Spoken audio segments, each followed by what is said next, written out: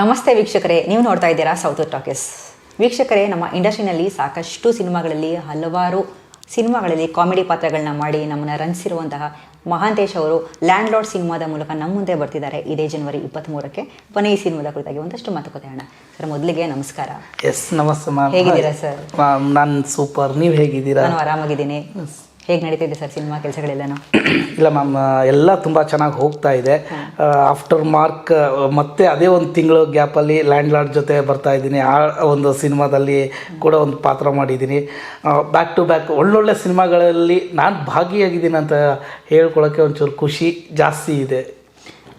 ಜಡೇಶ್ ಅವರು ಮುಖ್ಯವಾಗಿ ನಿಮಗೆ ಈ ಒಂದು ಅಂದರೆ ಈ ಸಿನಿಮಾದ ನಿಮ್ಮ ಪಾತ್ರ ಎಕ್ಸ್ಪ್ಲೇನ್ ಮಾಡಿದಾಗ ನಿಮಗೆ ಯಾವ ತುಂಬ ಕನೆಕ್ಟ್ ಆಯಿತು?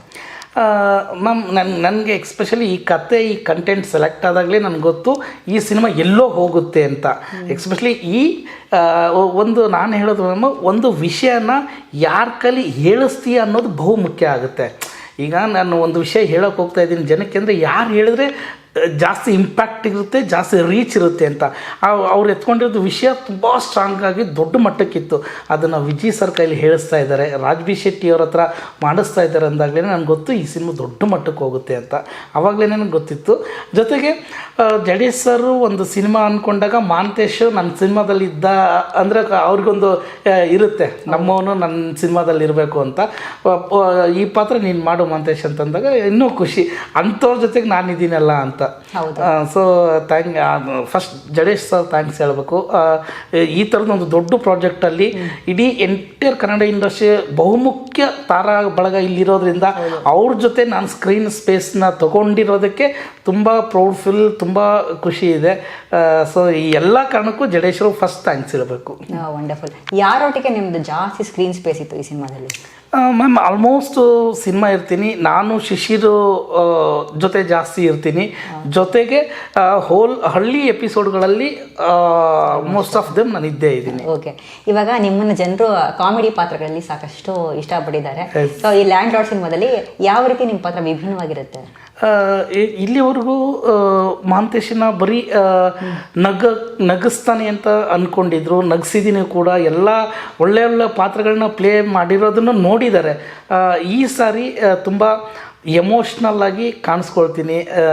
ನಗಿಸೋದ್ರ ಜೊತೆಗೆ ಒಂದಿಷ್ಟು ಎಮೋಷ್ನಲ್ ಸೀಕ್ವೆನ್ಸಲ್ಲಿ ಅವ್ರಿಗೆ ನಾನು ಬೇರೆ ರೀತಿ ಕಾಣಿಸ್ತೀನಿ. ಮಹಾಂತೇಶ್ ಅವ್ರನ್ನ ನಾವು ಹಿಂಗೂ ತೋರಿಸ್ಬೋದು, ಹಿಂಗೂ ನಾವು ನೋಡ್ಬೋದು. ಒಂದಿಷ್ಟು ಮುಗ್ಧ ಮನಸ್ಸುಗಳಿಗೆ ಇಷ್ಟ ಆಗ್ತೀನಿ ಅಂತಲೇ ಹೇಳ್ಬೋದು. ಅಂದರೆ ಡ್ಯುಯಲ್ ಶೇಡ್ ಇದೆ ಸಿನಿಮಾದಲ್ಲಿ. ಡ್ಯುಯಲ್ ಶೇಡ್ ಅಂದರೆ ಅದು ಟ್ರಾವೆಲಿಂಗ್ ಇರುತ್ತೆ, ಆ ಕತೆ ಒಳಗಡೆ ಟ್ರಾವೆಲಿಂಗಲ್ಲಿ ಇರುತ್ತೆ. ಯಾಕಂದರೆ ಒಬ್ಬ ಮನುಷ್ಯ ಅಂದಮೇಲೆ ನಗು ಇರುತ್ತೆ, ದುಃಖ ಇರುತ್ತೆ, ನಲಿವಿರುತ್ತೆ, ಎಲ್ಲ ಭಾವನೆಗಳು ಒಬ್ಬ ವ್ಯಕ್ತಿಯಲ್ಲಿ ಇರುತ್ತೆ. ಅದು ಸಮಯ ಸಂದರ್ಭಕ್ಕೆ ತಕ್ಕಂತೆ ಇರುತ್ತೆ, ಗೊತ್ತಾ? ಹಂಗೆ ಫ್ಲೋ ಅಲ್ಲಿ ಬರೋವಂಥ. ಇವಾಗ ನಿಮಗೆ ಯೂಶಲಿ ಇವಾಗ ಒಬ್ಬ ನಟಂಗೆ ಎಲ್ಲ ರೀತಿಯಾದಂತಹ ಒಂದು ಎಮೋಷನ್ಸ್ಗಳನ್ನ ಒಂದು ಸಿನಿಮಾದಲ್ಲಿ ಅಂದರೆ ಪ್ಲೇ ಮಾಡಬೇಕು, ಆ ಸಿನಿಮಾಗಳಲ್ಲಿ ಆ್ಯಕ್ಟ್ ಮಾಡಬೇಕು ಅಂತ ತುಂಬ ಇಷ್ಟ ಇರುತ್ತೆ. ಇವಾಗ ಕೆಲವೊಂದು ಸಿನಿಮಾಗಳಲ್ಲಿ ಇವಾಗ ನೀವು ಕಾಮಿಡಿ ಪಾತ್ರವನ್ನು ನೀವು ಮಾಡಿದ್ದೀರಾ, ಎಲ್ಲೋ ಒಂದು ಕಡೆ ನನಗೆ ಇದನ್ನೇ ಫಿಕ್ಸ್ ಮಾಡಿಬಿಡ್ತಾರೆ ಅಂತ ನಿಮ್ಗೆ ಯಾವತ್ತಾದರೂ ಬೇಜಾರಾಗಿದೆಯಾ? ಇಲ್ಲ, ನನಗೆ ಇನ್ನೂ ಬೇರೆ ಟ್ಯಾಲೆಂಟ್ ಇದೆ, ನಾನು ಎಕ್ಸ್ಪೋಸ್ ಮಾಡಬೇಕು, ನಾನು ಇನ್ನೂ ಅಂದರೆ ಎಕ್ಸ್ಪ್ಲೋರ್ ಮಾಡಬೇಕು ಅಂತ ನಿಮ್ಗೆ ಯಾವತ್ತಾದರೂ ಅನಿಸುತ್ತಾ? ಇಲ್ಲ ಮ್ಯಾಮ್, ನಾನು ಮಾಡೋ ಪ್ರತಿ ಪಾತ್ರಗಳನ್ನು ತುಂಬ ನೋಡಿಕೊಂಡೇ ಸೆಲೆಕ್ಟ್ ಮಾಡೋದು ಆ್ಯಕ್ಚುಲಿ. ಯಾಕಂದರೆ ನಾನು ಇವತ್ತು ಇಷ್ಟು ನಗಿಸ್ತಾ ಬಂದಿದ್ದೀನಿ ಅಂದ್ರೂ ಎಲ್ಲರೂ ಕನೆಕ್ಟ್ ಆಗ್ತಾನೇ ಬಂದಿದ್ದೀನಿ, ಎಲ್ಲೂ ಡ್ರಾಪ್ ಆಗೋಕ್ಕೆ ಬಿಟ್ಟಿಲ್ಲ. ಪಾತ್ರಗಳನ್ನ ಹಂಗೆ ತಗೊಳ್ತಾ ಇದ್ದೀನಿ, ಆ ಪಾತ್ರಗಳದ್ದು ಏರಿಳಿತಗಳನ್ನ ಅಬ್ಸರ್ವ್ ಮಾಡ್ತೀನಿ. ಸೊ ಅವಾಗಲೇ ನಾನು ಪ್ಲೇ ಮಾಡೋಕ್ಕಾಗೋದು. ನಾನು ರೊಟೀನ್ ನೀವು ಲೆಕ್ಕಕ್ಕೆ ತಗೊಂಡ್ರೆ ನಂದು ಫ್ರೆಂಚ್ ಬಿರಿಯಾನಿ ಒಂದು ಕ್ಯಾಟಗರಿ, ಗುರು ಶಿಷ್ಯರು ಇನ್ನೊಂದು ಕ್ಯಾಟಗರಿ, ಟಗರು ಪಲ್ಯ ಇನ್ನೊಂದು ಕ್ಯಾಟಗರಿ. ಸೊ ನಾನು ಶೇಡನ್ನ ನನ್ನನ್ನು ನಾನು ಬದಲಾಯಿಸ್ಕೊತಾನೇ ಬಂದಿದ್ದೀನಿ ಹೋಲ್ ಜರ್ನಿಲಿ. ಒಂದೇ ಪ್ಯಾಟ್ರನ್ ನಾನು ಮಾಡೋಕ್ಕೆ ಹೋಗಿಲ್ಲ. ಸೊ ಆಮೇಲೆ ನನ್ನ ಹುಡ್ಕೊಂಡು ಬಂದಿರೋ ಪಾತ್ರಗಳು ಅಷ್ಟೇ, ನನ್ನನ್ನು ಪ್ರತಿ ನಿರ್ದೇಶಕರು ಎಕ್ಸ್ಪೆರಿಮೆಂಟಲ್ ಆಗಿ ಬಳಸ್ತಾ ಇರೋದ್ರಿಂದ ನಾನು ಲಕ್ಕಿ ಪರ್ಸನ್. ಸರ್, ಈ ಪಾತ್ರ ನೀವು ಮಾಡಿದ್ರೆ ಚೆನ್ನಾಗಿರುತ್ತೆ ಅಂತ ಅವ್ರು ನನಗೆ ಪಾತ್ರ ಫೀಡ್ ಮಾಡಿ ನನ್ನನ್ನು ಬೇರೆ ಆಯಾಮಕ್ಕೆ ತಗೊಂಡು ಹೋಗ್ತಾರೆ. ಸೊ ಹೀಗಾಗಿ ನಾನು ಲವ್ 360 ಒಂದು ಸೈಕೋ ಪಾತ್ ಮಾಡಿದ್ದೆ, ಸೈಕೋ ಕ್ಯಾರೆಕ್ಟರ್ ಅದೊಂಥರ ಹಿಂಗೂ ಪ್ರಯತ್ನ ಪಟ್ಟಿದ್ದೀನಿ. ನನಗೆ ಎಲ್ಲ ಶೇಡಲ್ಲೂ ಮಾಡೋಕ್ಕೆ ಇಷ್ಟ. ನನಗೆ ನಾನು ಯಾಕಂದ್ರೆ ಪ್ರತಿ ಪಾತ್ರಕ್ಕೂ ಹೋಮ್ವರ್ಕ್ ಅಷ್ಟು ಮಾಡಿ ನಾ ಪ್ಲೇ ಮಾಡೋದು. ವಂಡರ್ಫುಲ್. ಆಮೇಲೆ ಈ ಟೈಮಿಂಗ್ ಕಾಮಿಡಿ ಅಂದರೆ ಎಸ್ಪೆಷಲಿ ಈ ಟೈಮಿಂಗ್ ಅನ್ನೋದು ತುಂಬ ಇಂಪಾರ್ಟೆಂಟ್ ಆಗಿರುತ್ತೆ. ನೀವು ಇದನ್ನು ಹೇಗೆ ಬ್ಯಾಲೆನ್ಸ್ ಮಾಡ್ತೀರಾ? ಇದನ್ನು ಹೇಗೆ ಅಂದರೆ ಪ್ರಿಪ್ರೇಷನ್ಸ್ ಆಗಿರ್ಬೋದು ಯಾವ ರೀತಿ ಮಾಡ್ಕೋತೀರಾ ಅಂತ? ಇಲ್ಲ ಮ್ಯಾಮ್, ಈಗ ಏನಾಗುತ್ತೆ, ಡೈರೆಕ್ಟ್ರು ಕರೆದು ಕತೆ ಹೇಳ್ತಾರೆ, ನಿಮ್ಮ ಪಾತ್ರ ಹಿಂಗಿರುತ್ತೆ, ಈ ಫ್ಲೋ ಅಲ್ಲಿ ಇರುತ್ತೆ ಅಂತ. ಅವಾಗ ಅದಕ್ಕೊಂದು ಬಾಡಿ ಲ್ಯಾಂಗ್ವೇಜ್ ಕ್ರಿಯೇಟ್ ಮಾಡ್ಕೊಳ್ತೀವಿ. ಆ ಬಾಡಿ ಲ್ಯಾಂಗ್ವೇಜ್ ಯಾವಾಗ ಬರುತ್ತೆ, ಅದಕ್ಕೊಂದು ಕಾಸ್ಟ್ಯೂಮ್ ಅಂತ ಸೆಲೆಕ್ಟ್ ಆಗುತ್ತೆ. ಆ ಕಾಸ್ಟ್ಯೂಮ್ ಹಾಕೊಂಡ್ಮೇಲೆ ಒಂದು ಬಾಡಿ ಲ್ಯಾಂಗ್ವೇಜ್ ಫಿಕ್ಸ್ ಆಗುತ್ತೆ. ಆ ಬಾಡಿ ಲ್ಯಾಂಗ್ವೇಜ್ ಮೇಲೆ ನಾನು ಡೈಲಾಗ್ ಡೆಲಿವರಿ ಹೆಂಗೆ ಕೊಡ್ಬೇಕಂತ ಡಿಸೈಡ್ ಮಾಡ್ಕೊಳ್ತೀನಿ. ಸೊ ಅವಾಗ ಏನಾಗುತ್ತೆ, ನಿಮಗೆ ಕ್ಯಾರೆಕ್ಟರೈಸೇಷನ್ಸ್ ಕಾಣುತ್ತೆ. ಸೊ ಹಿಂಗೆ ನಾನು ಡಿಸೈನ್ ಮಾಡ್ಕೊಳ್ತೀರಾ. ಆಮೇಲೆ ಜಡೇಶ್ ಅವರು ಅಂದ್ರೆ ಡೈರೆಕ್ಷನ್ ಅಲ್ಲಿ ನಿಮ್ಗೆ ಇಂಪ್ರೊವೈಸೇಷನ್ಗೆ ಏನಾದ್ರು ನಿಮ್ಗೆ ಏನಾದ್ರು ಅವಕಾಶಗಳಿತ್ತಾ ಹೇಗೆ ಅಂತ? ನನಗೆ ಎಕ್ಸ್ಪೆಷಲಿ ಜಡೇಶ್ ಸರು ಪ್ರತಿ ಪಾತ್ರ ಮಾಡ್ಬೇಕಾದ್ರೆ ನಾನು ಫ್ರೀಡಮ್ ಕೊಡ್ತಾರೆ. ಅಂತ ಇಷ್ಟಿದೆ, ನೀನು ಏನ್ ಮಾಡ್ತೀಯ ಮಾಡು ಅಂತ ಬಿಡ್ತಾರೆ, ಫ್ರೀಡಮ್ ಕೊಡ್ತಾರೆ. ಯಾಕಂದ್ರೆ ನನ್ನ ಮೇಲೆ ಒಂದು ನಂಬಿಕೆ ಇದೆ, ಇವನು ನೀಟಾಗಿ ಮಾಡ್ತಾನೆ, ಸೆನ್ಸಿಬಲ್ ಆಗಿರ್ತಾರೆ ಅಂತೆ. ಅದನ್ನ ನಾನು ಫ್ರೀಡಮ್ ಕೊಟ್ಟಾಗ ನಾನು ಅಚೀವ್ ಮಾಡಕ್ ಸಾಧ್ಯ ಆಗಿದೆ. ಅದನ್ನ ಇನ್ನೂ ಹೆಚ್ಚಾಗಿ ಇನ್ನೂ ಚೆನ್ನಾಗಿ ಡೆಲಿವರ್ ಮಾಡಬಹುದು ಅಂತ. ಎಸ್ ಮ್ಯಾಮ್, ಅದನ್ನ ಮಾಡಿದ್ದೀನಿ. ಅದನ್ನ ಸ್ಪೇಸ್ ಇದ್ದೇ ಇರುತ್ತೆ, ಜಡೇಶ್ ಸರ್ ಕೊಡ್ತಾರೆ. ಓಕೆ. ಆಮೇಲೆ ಈ ಸಿನಿಮಾದಲ್ಲಿ ನಿಮ್ಮ ಪಾತ್ರ ನಗು ತರಿಸೋದಕ್ಕಿಂತ ಯೋಚನೆ ಮಾಡಿಸುತ್ತೆ ಅಂತ ಅನ್ಸುತ್ತಾ? ನೀವೇನು ಹೇಳ್ತೀರಾ ಇದ್ರ ಬಗ್ಗೆ? ಇಲ್ಲ ಮ್ಯಾಮ್, ನಾನು ಎಂಟೈರ್ ಸಿನಿಮಾ ಬಗ್ಗೆ ಮಾತಾಡೋದಾದ್ರೆ, ಈ ಸಿನಿಮಾ ಆಚೆ ಬಂದ್ಮೇಲೆ ನಿನ್ನ ಕಾಡುತ್ತೆ ಅಷ್ಟೇ. ಯೋಚನೆ ಮಾಡ್ಸೋಕ್ಕಿಂತ ಕಾಡುತ್ತೆ. ನಾವು ಯಾವ ಝೋನಲ್ಲಿ ಬದುಕ್ತಾ ಇದೀವಿ ಅನ್ನೋದನ್ನ ನಿಮ್ಮನ್ನ ರಿಯಲೈಸ್ ಮಾಡಿಸುವಂಥ ಸಿನಿಮಾ. ಸೊ ಯಾಕಂದರೆ ಇದು 70s ಕತೆ ಆಗಿರ್ಬೋದು, ಬಟ್ ಪ್ರೆಸೆಂಟಲ್ಲಿಯೂ ಕೂಡ ಆ ಥರದ್ದು ಎಷ್ಟೋ ಪಾತ್ರಗಳು ನಮ್ಮ ಜನ ಜೀವನದ ಸುತ್ತಲೂ ಇದಾವೆ. ಓಕೆ ಸರ್, ಇವಾಗ ನಮಗೆ ಲ್ಯಾಂಡ್ ಲಾರ್ಡ್ ಈ ಟೈಟಲ್ ಕೇಳಿದ ತಕ್ಷಣ ಮಾಲೀಕ ಅನ್ನೋವಂಥದ್ದು ನಮ್ಮ ಎಲ್ಲರೂ ತಲೆಗೆ ಬರೋವಂಥದ್ದು. ಸೊ ಇವಾಗ ಈ ಪದ ಕೇಳಿದ ತಕ್ಷಣ ನೀವು ಲ್ಯಾಂಡ್ ಲಾರ್ಡ್ಗೆ ನೀವು ಕೊಟ್ಟಂಥ ಅರ್ಥ ಏನು? ಪ್ರಶ್ನೆನೇ ಕಷ್ಟವಾಗಿದೆ ಮ್ಯಾಮ್ ನನಗೆ. ಇಲ್ಲ, ಈಗ ಏನು ನೀವು ಹೇಳಿದ್ರೆ ಅದು ಲ್ಯಾಂಡ್ ಓನರೇ, ಬಟ್ ಆ ಓನರ್ ಮನಸ್ಥಿತಿ ಹೆಂಗಿರುತ್ತೆ ಅನ್ನೋದು ಬಹಳ ಮುಖ್ಯ ಆಗುತ್ತೆ. ಲ್ಯಾಂಡ್ ಲಾರ್ಡ್ ಯಾವ ಇರ್ತಾನೆ ಓಕೆ, ಅವನ ಮನಸ್ಥಿತಿ ಮನೆ ಸ್ಥಿತಿ ಹೆಂಗೆ ಇರುತ್ತೆ ಅನ್ನೋದೇ ಇಂಪಾರ್ಟೆಂಟ್ ಆ್ಯಕ್ಚುಲಿ. ಓಕೆ. ರೂಲರು ಸರ್ವೈವರು, ನಿಮಗೆ ಯಾವ ಪಾತ್ರ ತುಂಬ ಹೆಚ್ಚು ಇಷ್ಟ ಆಯಿತು ಅಂತ? ನನಗೆ ಆ್ಯಕ್ಚುಲಿ ರೂಲರು ಸಖತ್ ಇಷ್ಟ, ಸರ್ವೈವರು ಬಹಳ ಇಷ್ಟ. ಯಾಕೆಂದರೆ ಎರಡು ಪ್ರಾಣಿಗಳು ಕಾಳಗ ನೋಡೋಕ್ಕೆ ನಾವು ಕಾಯ್ತೀವಿ ಗೊತ್ತಾ. ಈಗ ಕಾಟಿ ಅನ್ನೋದೊಂದು ಕಾಡು ಮೃಗ ಇರುತ್ತೆ ಗೊತ್ತಾ. ಈಗ ಬಾಹುಬಲಿಲೆ ಹೊಡಿತಾನೆ ಗೊತ್ತಾ, ಅದಕ್ಕೆ ಏನಂತಾರೆ ನನಗೆ, ಕೋಣ ಕಾಡು ಕೋಣ. ಸೊ ಅವು ಎರಡು ಗುದ್ದಾಡಿದ್ರೆ ಹೆಂಗಿರುತ್ತೋ ಪೈಪೋಟಿ, ಸೊ ಆ ಮಟ್ಟಕ್ಕಿರುತ್ತೆ ವಿಜಯ್ ಸರು ರಾಜ್ಬಿ ಸರ್ದು. ಯಾಕಂದ್ರೆ ಆ ಪೈಪೋಟಿ ಎಲ್ರಿಗೂ ಮೈ ಜುಮ್ ಅನ್ಸುತ್ತೆ. ಸೊ ಅದಕ್ಕೆ ಆಡಿಯನ್ಸು ಫುಲ್ ಮಾರ್ಕ್ಸ್ ಕೊಡ್ತಾರೆ ಅಂತ ಅನ್ಕೊಂಡಿದ್ದೀನಿ. ಯಾಕಂದ್ರೆ ಅಷ್ಟು ಅದ್ಭುತವಾಗಿ ಬಂದಿದೆ. ಯಾರೊಟ್ಟಿಗೆ ನಿಮಗೆ ಸೀನ್ಸ್ ಹೆಚ್ಚಾಗಿತ್ತು? ರೂಲರ್ ಒಟ್ಟಿಗೆನಾ, ಸರ್ವೈವರ್ ಒಟ್ಟಿಗೆನಾ? ಇಲ್ಲ, ಹೋಲ್ ಜರ್ನಿಲಿ ಪಾರ್ಟ್ ಆಫ್ ಮೂವಿಲಿ ಇದ್ದೇ ಇದ್ದೀನಿ. ಈ ಕಡೆ ಅಂದರೆ ಸೀಕ್ವೆನ್ಸು, ಈಗ ರಾಜ್ ಸರ್ ಇರ್ತಾರೆ, ನಾವೆಲ್ಲರೂ ಇರ್ತೀವಿ, ವಿಜಯ್ ಸರ್ ಇರ್ತಾರೆ, ನಾವೆಲ್ಲರೂ ಇರ್ತೀವಿ. ಸೊ ಈ ಥರದ್ದು ಸೀಕ್ವೆನ್ಸ್ ತುಂಬ ಇರುತ್ತೆ ಮ್ಯಾಮ್.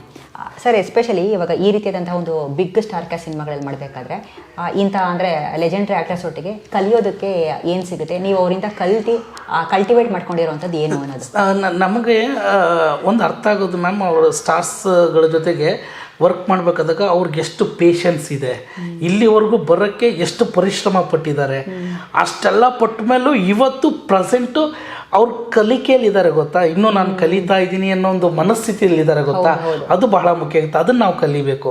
ನಾವು ಏನೋ 4 ಸಿನಿಮಾ ಮಾಡಿದ ತಕ್ಷಣ ನನಗೆ ಗೊತ್ತು ಅಂದ್ಕೊಳ್ಳೋದಿದೆಯಲ್ಲ, ಅದು ಮುಟ್ಟಾಳತನ. ಇವತ್ತು ವಿಜಯ್ ಸರ್ ಸ್ಕ್ರ್ಯಾಚಿಂದ ಬಂದು ಇವತ್ತು ಸ್ಟಾರ್ ಆಗಿ ಬೆಳೆದ್ರು. ಇವತ್ತು ಡೈರೆಕ್ಟ್ರ್ ಏನು ಹೇಳ್ತಾರೆ ಕೇಳಿಸ್ಕೊಂಡು ಅದನ್ನು ಇಂಪ್ರೂವೈಸ್ ಮಾಡಿ ಅದನ್ನು ಡೆಲಿವರಿ ಕೊಡ್ತಾರೆ. ಸೊ ಇದಲ್ವ ನಾವು ಕಲಿಬೇಕಾಗಿರೋದು. ಸೊ ಅದನ್ನು ಈ ಸಿನಿಮಾದಲ್ಲಿ ಸುಮಾರು ಕಲಾವಿದರಿಂದ ಕಲ್ತಿದ್ದೀನಿ ನಾನು. ರಾಜ್ಬಿ ಸರಿಂದ ಕಲ್ತಿದ್ದೀನಿ, ವಿಜಯ್ ಸರಿಂದ ಕಲ್ತಿದ್ದೀನಿ, ಅಚ್ಯುತಣ್ಣ, ಅಯ್ಯೋ, ಇವರೆಲ್ಲರ ಕಡೆಯಿಂದನೂ ನಾವು ಪ್ರತಿದಿನ ಒಬ್ಬರಿಂದ. ಈಗ ವಿಜಯ್ ಸರ್ದಿದ್ರೆ ಬೇರೆದು ಇರ್ತಿರಲಿಲ್ಲ, ವಿಜಯ್ ಸರ್ ಜೊತೆ ಕಲಿಯೋದು, ರಾಜ್ ಸರ್ ಇದ್ದಾಗ ಅವ್ರ ಜೊತೆ ಅಂದರೆ ಇವು ಪ್ರತಿದಿನ ಕಲಿಕೆಲೇ ಇದ್ವಿ. ಒಂಥರ ಡೈಲಿ ಇನ್ಸ್ಟಿಟ್ಯೂಟ್ಗೆ ಹೋದಂಗೆ ಆಗೋದು ನಮಗೆ. ಲ್ಯಾಂಡ್ ಲಾರ್ಡ್ ಶೂಟ್ಗೆ ಹೋದರೆ ಇನ್ಸ್ಟಿಟ್ಯೂಟ್ಗೆ ಹೋದಂಗೆ ಫೀಲು. ಒಳ್ಳೆ ಎಕ್ಸ್ಪೀರಿಯನ್ಸ್ ಇತ್ತು. 100% ಮ್ಯಾಮ್, 100. ಆಮೇಲೆ ಇಲ್ಲಿ ಕಾಮಿಡಿ ಟೈಮಿಂಗ್ ಬಿಟ್ಟು ರೀಸ್ಟ್ರೈನ್ ಆಕ್ಟಿಂಗ್ ಮಾಡೋದು ನಿಮಗೆ ಎಷ್ಟು ಕಷ್ಟ ಆಯಿತು ಅಂತ? ಕಾಮಿಡಿ ಟೈಮಿಂಗ್ ಅನ್ನ ಬಿಟ್ಟು ರೀಸ್ಟ್ರೈನ್ ಆಕ್ಟಿಂಗ್ ಮಾಡೋದು ನಿಮ್ಗೆ ಎಷ್ಟು ಕಷ್ಟ ಆಯಿತು ಅಂತ? ಇಲ್ಲ, ಕಷ್ಟ ಅನ್ನೋದಕ್ಕಿಂತಲೂ ಅದೊಂದು ಫೀಲ್, ಒಂದು ಎಮೋಷನ್ ಮ್ಯಾಮ್, ಕ್ಯಾರಿ ಮಾಡ್ಬೇಕಷ್ಟೇ. ಇಲ್ಲಿ ಕಷ್ಟದ ಪ್ರಶ್ನೆ ಬರೋಲ್ಲ, ಬಟ್ ಫೀಲ್ ಮಾಡ್ಬೇಕಷ್ಟೇ. ಯಾಕಂದರೆ ನನ್ನ ಬದುಕಲ್ಲಿ ಯಾವತ್ತಾದರೂ ಒಂದು ಇನ್ಸಿಡೆಂಟಲ್ಲಿ ನಾನು ಫೀಲ್ ಆಗಿರ್ತೀನಿ, ಅದಾಗಬಾರ್ದಾಗಿತ್ತು, ಅದು ಹಿಂಗಾಯಿತು ಅಂತ. ಸೊ ಆ ಒಂದು ಫೀಲ್ನ ಕ್ಯಾರಿ ಮಾಡೋ ಒಂದು ಮೂಮೆಂಟು. ಸೊ ಅದು ನನಗೆ ಸಿಕ್ಕಿದ್ದು ಭಾಳ ಖುಷಿ. ಓಕೆ. ಆಮೇಲೆ ಶಿಶಿರ್ ಅವರೊಟ್ಟಿಗೆ ನೀವು ಅಂದ್ರೆ ಜಾಸ್ತಿ ಇರ್ತೀರಾ ಅಂತ ನೀವು ಅವಾಗಲೇ ಹೇಳಿದ್ರೆ, ಅವರು ಕೂಡ ಒಳ್ಳೆ ನಟ ಡೆವಿಲ್ ಮುಸ್ತಫಾದಲ್ಲಿ. ಸೊ ಹೇಗಿತ್ತು ಅಂದ್ರೆ ಶಿಶಿರ್ ಕೆಮಿಸ್ಟ್ರಿ ಸಖತ್ತಾಗಿತ್ತು ನಂದು ಅವ್ರದ್ದು. ಡೈಲಿ ಈಗ ಬೇರೆ ಪೋರ್ಷನ್ ಆಫ್ ದಿ ಸ್ಕ್ರೀನ್ ನಾವು ತುಂಬಾ ಫ್ರೆಂಡ್ಸ್, ಒಳ್ಳೆ ಫ್ರೆಂಡ್ಸ್ ಆದ್ವಿ ಆ್ಯಕ್ಚುಲಿ. ಶೂಟ್ ಇಲ್ದಿದ್ದಾಗ ಇಬ್ರು ಕ್ಯಾರವನಲ್ಲಿ ಕೂತ್ಕೊಂಡು ಆ ವೆಬ್ ಸೀರೀಸ್ ಬಗ್ಗೆ, ಈ ಸಿನಿಮಾ ಬಗ್ಗೆ, ಈ ಥರದ್ದು ಚರ್ಚಾವಳಿ ನಡೆಯೋವು, ಆಮೇಲೆ ಬುಕ್ಗಳ ಬಗ್ಗೆ ಚರ್ಚೆಗಳು ನಡೆಯೋವು, ಆಮೇಲೆ ಅವ್ರು ಕಲ್ತು ಬಂದಿದ್ದು, ಈ ಥರ ಪರ್ಸ್ನಲಿ ಹೆವಿ ಬಾಂಡಿಂಗ್ ಬಿದ್ದಿದ್ದರಿಂದ ಆನ್ ಸ್ಕ್ರೀನ್ ನಮಗೆ ಕಷ್ಟನೇ ಆಗ್ತಿರ್ಲಿಲ್ಲ. ಜನರಲ್ ಆಗಿ ಫ್ರೆಂಡ್ಸ್ ಥರನೇ ಇರ್ತಿದ್ವಿ. ಯಾಕಂದ್ರೆ ಸಿನಿಮಾದಾಗ ಫ್ರೆಂಡ್ಸ್ ಆಗಿರೋದ್ರಿಂದ ಇಲ್ಲಿ ಜಾಸ್ತಿ ಸ್ಪೇಸ್ ತಗೊಂಡು ಸಿನಿಮಾದಲ್ಲಿ ಆಕ್ಟ್ ಮಾಡಿದ್ವಿ. ಬಿಕಾಸ್ ನಾನು ಆ್ಯಕ್ಚುಲಿ ಇಲ್ಲಿವರೆಗೂ ಯಾರ್ಯಾರನ್ನ ಮಾತಾಡ್ಸಿದ್ನೋ ಎಲ್ಲರೂ ಸೆಟ್ಟಲ್ಲಿ ತುಂಬಾ ಕಾಮಿಡಿ ಮಾಡ್ಕೊಂಡು ಯಾರು ಸಕ್ಕ ತರಲೆ ಮಾಡ್ತಿದ್ರು ಅಂದ್ರೆ ಎಲ್ಲರೂ ನಿಮ್ಮ ಹೆಸರು ಹೇಳಿದ್ರು, ಮಹಾಂತೇಶ್. ಅದಕ್ಕೆ ಎಲ್ಲ ಮಹಾಂತೇಶ್ ಮಹಾಂತೇಶ್ ಮಹಾಂತೇಶ್ ಎಲ್ಲರೂ, ರಿತಾನಿಯಾ ಅವರಾಗಿರ್ಬೋದು, ಎಲ್ಲರೂ ಅಷ್ಟೇ. ಅಂದ್ರೆ ಒಂಥರ ಖುಷಿ ಆಗುತ್ತೆ. ಬಿಕಾಸ್ ಅದು ಒಂದು ಏನೋ ಒಂದು ಎಂಟೈರ್ ಸೆಟ್ನ ಲೈವ್ಲಿ ಆಗಿಡೋದಕ್ಕೆ ತುಂಬಾ ಹೆಲ್ಪ್ ಮಾಡಿಲ್ಲ. ಆ ವಿಷಯದಲ್ಲಿ ನಾನು ಯಾಕೆಂದ್ರೆ ನಾನು ಎಲ್ಲಿ ಇರ್ತೀನೋ ಅಲ್ಲಿ ನಗು ಇರಬೇಕು ಅಂತ ಬಯಸೋನು. ನಾನು ಎಲ್ಲರೂ ಖುಷಿಯಾಗಿರ್ಬೇಕು, ನಗು ಅಲ್ಲಿ ಇರಬೇಕು ಅಂತ ಬಯಸೋನು. ಯಾರಾದ್ರೂ ನನ್ನ ಕಾಲು ಹೇಳಿದ್ರೆ ಎಳಿಸ್ಕೊಳ್ತೀನಿ, ಯಾರಾದ್ರೂ ಏನು ಮಾಡಿದ್ರೆ ನಾನು ಇನ್ನೊಬ್ರಿಗೆ ಕಾಲು ಹೇಳ್ತಾ ಇರ್ತೀನಿ. ಸೊ ಇವೆಲ್ಲ ಅದು ಆ ಹೋಮ್ಲಿ ಫೀಲ್ ಇದ್ದಾಗ್ಲೇನೆ ಒಂದು ಒಳ್ಳೆ ಸಿನಿಮಾ ಆಗಕ್ಕಾಗೋದು. ಆಮೇಲೆ ಜಡೇಶ್ ಅವರು ನಿಮ್ಮಿಂದ ಯಾವ ರೀತಿ ಆಕ್ಟಿಂಗ್ ಅನ್ನ ಅವರು ಎಕ್ಸ್ಪೆಕ್ಟ್ ಮಾಡಿದ್ರು, ಯಾವ ರೀತಿ ಬಯಸಿದ್ರು? ಅಲ್ಲ ಅಮ್ಮ, ಅವ್ರಿಗೊಂದು ಜಡ್ಜ್ಮೆಂಟ್ ಇದೆ. ಮಾಂತನ್ಗೆ ನಾನು ಏನು ಹೇಳಿದ್ರು ಪಟ್ ಅಂತ ಕ್ಯಾಚ್ ಮಾಡ್ತಾನೆ ಅಂತ. ಯಾಕಂದ್ರೆ ಗುರು ಶಿಷ್ಯರಲ್ಲಿ ನಾನು ಅವ್ರ ಜೊತೆ ವರ್ಕ್ ಮಾಡಿದಾಗ ಅವ್ರಿಗೆ ಗೊತ್ತಾಗಿದ್ದೆ ಅದು. ಯಾಕಂದ್ರೆ ಗುರು ಶಿಷ್ಯರಲ್ಲಿ ಚಿಕ್ಕ ಪಾತ್ರ, ಕಂಪ್ಲೀಟ್ ಸಿನಿಮಾ ನೋಡಿದ್ರೆ ಮಾಂತನ್ ನಾನು ಇಷ್ಟೆಲ್ಲ ಬರ್ದಿದ್ನ ಅನ್ನೋಂಗೆ ಆಗೋಗಿತ್ತು. ಅದು ಅಷ್ಟು ನಾ ಇಂಪ್ರೂವೈಸ್ ಮಾಡಿದ್ದೆ. ಪ್ರತಿ ಸಾರಿನೂ ನಾನು ಇಲ್ಲಿರೋದು ಸರ್ ಇರ್ತಿದ್ದೆ, ಹೋಗಿ ಅಲ್ಲೇನೋ ಮಾಡ್ತಿದ್ದೆ. ಸೊ ಅದು ಹೋಗ್ತಾ ಹೋಲ್ ಸಿನಿಮಾದಲ್ಲಿ ನೋಡಿದಾಗ ಫುಲ್ ಸಿನಿಮಾ ನಾನು ಇರ್ತೀನಿ ಶರಣ್ ಸರ್ ಜೊತೆ. ಅದು ಹಿಂಗಾಗಿ ಅವ್ರಿಗೆ ನಂಬಿಕೆ ಏನು ಇರಲಿಲ್ಲ ಅಂದ್ರೂ ಸುಮ್ಮಿಂಗ್ ಒಂದು ಥಾಟ್ ಇದೆ, ನೀನು ಮಾಡು ಅಂದರೆ ಮಾಡ್ತೀನಿ ಅನ್ನೋದು ಅವ್ರಿಗೆ ನಂಬಿಕೆ ಅಷ್ಟೇ. ಆ ನಂಬಿಕೆ ನೀವು ಉಳಿಸ್ಕೊಂಡಿದ್ದೀರಾ. ಹಾಗೇನೆ ದುನಿಯಾ ವಿಜಯ್ ಸರ್, ಹಾಗೇನೆ ನೀವು ರಾಜ್ ಶೆಟ್ಟಿ ಇವರೊಟ್ಟಿಗೆ ನೀವು ಅಭಿನಯ ಮಾಡಿದ್ದೀರಾ. ಇವರಿಂದನೂ ಅಂದ್ರೆ ಹೇಗಿತ್ತು ಅನುಭವ ಅಂತ, ಮತ್ತೆ ಏನಾದ್ರೂ ಒಂದು ಅಂಶವನ್ನು ನೀವು ಕಲ್ತಿದ್ದೀರಾ ಅಂದ್ರೆ ಯಾವ್ದಾದ್ರು? ಅಲ್ಲ ಅಂದ್ರೆ ವಿಜಯ್ ಸರ್ ಪಾತ್ರಕ್ಕೆ ಕೊಡೋ ಇಂಪಾರ್ಟೆನ್ಸ್, ಸೀರಿಯಸ್ನೆಸ್ಸು ಅಷ್ಟು ಒಳಗಡೆ ತಗೊಳ್ತಾರೆ. ಪರಕಾಯ ಪ್ರವೇಶ ಅಂತಾರಲ್ಲ, ಅಷ್ಟು ಸ್ಟ್ರಾಂಗ್ ಆಗಿ ಸಿನಿಮಾನ ನಂಬ್ತಾರೆ. ಜೊತೆಗೆ ಪ್ರತಿ ಕ್ಷಣ ಕಲಿಕೆಯಲ್ಲಿ ಇರ್ತಾರೆ. ಅದು ನನಗೆ ಭಾಳ ಖುಷಿ ಕೊಡ್ತು. ಆಮೇಲೆ ಥಿಯೇಟ್ರ್ ಕಲಾವಿದರು ಅಂದರೆ ತುಂಬ ರೆಸ್ಪೆಕ್ಟ್ ಮಾಡ್ತಾರೆ. ಸೊ ಅದು ನನಗೆ ಭಾಳ ಖುಷಿ ಆಯಿತು. ವಿಜಯ್ ಸರಿಂದ ಕಲ್ತಿದ್ದದು. ಎಷ್ಟೇ ದೊಡ್ಡ ಮಟ್ಟಕ್ಕೆ ಹೋದರೂ ಕೆಲಸಕ್ಕಂತ ಬಂದಾಗ ಆ ಕೆಲಸ ನಿಯತ್ತಾಗಿ ಮಾಡಬೇಕು ಅನ್ನೋದು ವಿಜಯ್ ಸರ್ದು. ರಾಜ್ ಸರ್ ಅಂದರೆ ವಿಚಾರವಾದಿ. ಅವರು ಒಂದು ಸಿನಿಮಾ ಮಾಡಬೇಕಾದಾಗ ಸಿನಿಮಾ ಮೇಕರಾಗಿ ಒಂದಿಷ್ಟು ವಿಷಯಗಳನ್ನ ಹೇಳ್ತಾರೆ.